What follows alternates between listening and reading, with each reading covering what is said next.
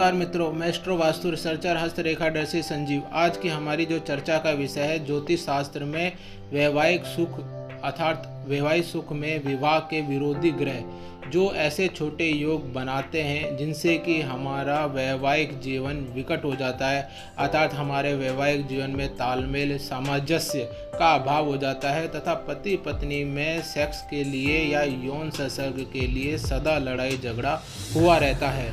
हर पति पत्नी जो वैवाहिक जीवन में शामिल होते हैं वह यह चाहते हैं कि उनका वैवाहिक जीवन सुखमय हो, उनके आपस में अच्छा सामंजस्य स्थापित हो, वे एक दूसरे को अच्छी तरह समझ सकें और एक दूसरे के साथ बेहतर जीवन व्यतीत कर सकें, जिसके लिए यौन संसर्ग एक माध्यम बनता है और पति पत्नी के बीच में यह लड़ाई झगड़ा नहीं हो, इसका भी मुख्य माध्यम बनता है। इसी वजह से अधिकांश रिश्तों में दरार आती है, जो स्थिति तलाक तक या फिर कोर्ट तक अलग होने तक या एक दूसरे से ज़िंदगी भर अलग रहने की स्थिति भी इसमें पैदा हो जाती है।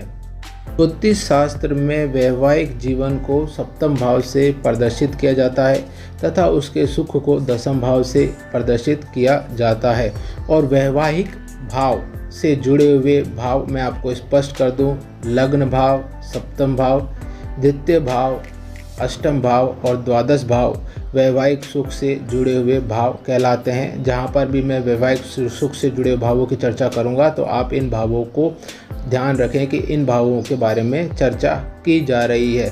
जातक जब भी वैवाहिक जीवन में प्रवेश करता है तो उसमें सबसे महत्वपूर्ण उसकी कुंडली में देखने लायक जो ग्रह होता है वह शुक्र ग्रह होता है, क्योंकि शुक्र ग्रह काम वासना संचालक, प्रणय, आकर्षण प्रेरक, सौंदर्य विलासिता का भोग कारक, सौंदर्य युक्त अर्थात शरीरी काया, ऐन्द्रिक कृत्य, यौन अंग संरचना व उनके सुख व सामर्थ्य का कारक, अनैतिक संबंध को प्रदर्शित करने वाला कारक तथा अद्भुत काम क्रिया या वार्ता, रस, वृत्ति, कला या कांति कारक शुक्र ग्रह माना जाता है। अगर शुक्र ग्रह वैवाहिक जीवन के लिए तथा यौन संसर्ग के सुख के लिए बड़ी उत्तम स्थिति में होना आवश्यक है। शुक्र यदि उत्तम स्थिति में है, जैसे स्व राशि है, उच्च राशि, मित्र राशि, अपने नवमांश में हो, केंद्र त्रिकोण में हो, तो जातक को उत्तम वैवाहिक सुख प्राप्त होता है। जातक के जीवन में पति पत्नी के बीच अच्छा तालमेल स्थापित हो जाता है। लेकिन अगर शुक्र नकारात्मक स्थिति में हो, जैसे शुक्र अपने अस्त हो, शत्रुगत हो, नीच नवमांश में हो या छठे, आठवें, 12वें भाव में हो, तो जातक को वैवाहिक जीवन में विरोध का सामना करना पड़ता है। पति पत्नी में वैवाहिक व यौन सुख मिलने की संभावना क्षीण हो जाती है। जीवन के लिए, यौन सुख के लिए मुख्यतः हम कुंडली में वैवाहिक भावों में जो विवाह से जुड़े हुए भाव होते हैं उसमें शुक्र मंगल की युति पर अवश्य विचार करते हैं, क्योंकि शुक्र मंगल की युति ही मिलकर जातक में यौन संसर्ग को मुख्यतः आधार प्रदान करती है।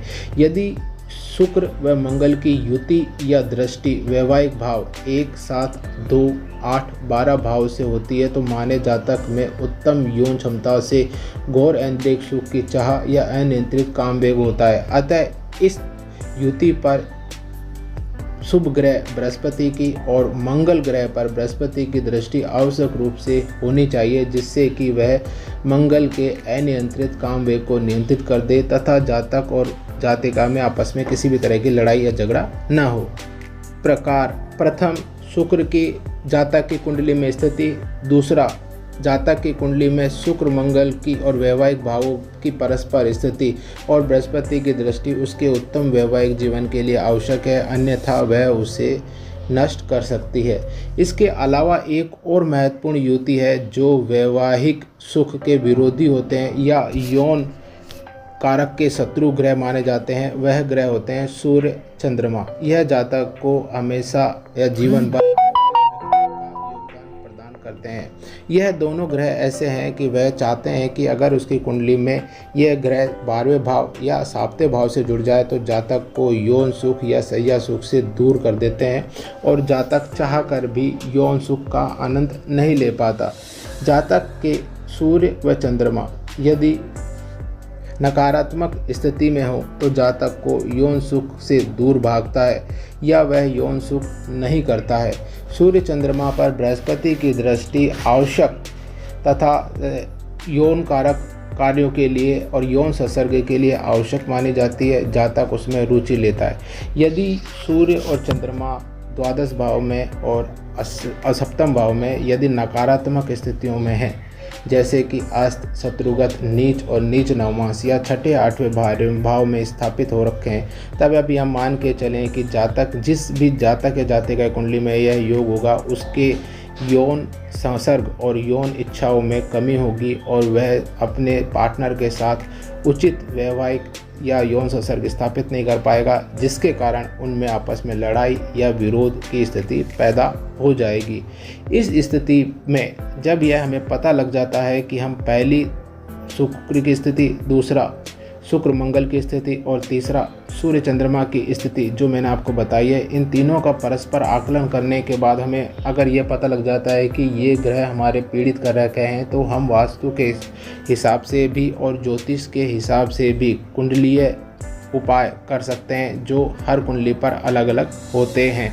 इसका कोई सामान्य उपाय नहीं है। इनके उपाय करने के बाद हमें वैवाहिक जीवन में और यौन संसर्ग में सुख की पूर्णता मिल सकती है। परमात्मा आप पर कृपा करे। धन्यवाद।